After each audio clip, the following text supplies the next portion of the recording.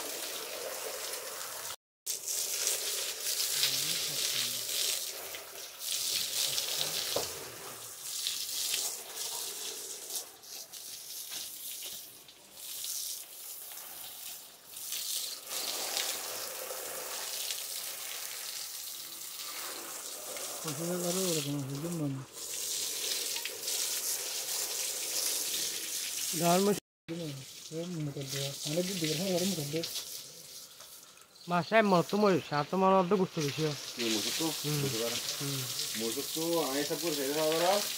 প্রায় 240 কেজি হয়েছে। 40 কেজি হলে হতে যায় দে। ও কত দাঁড়া কথা নয় কম নাও 12-22।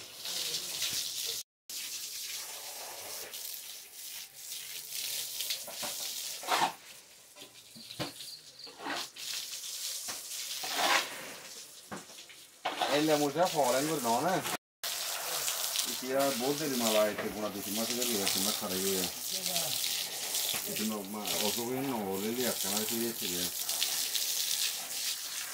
এরকম তো মনে মতো আসলে এরকম অসুবিধা করে ও তো এদিন লোক করেছিল।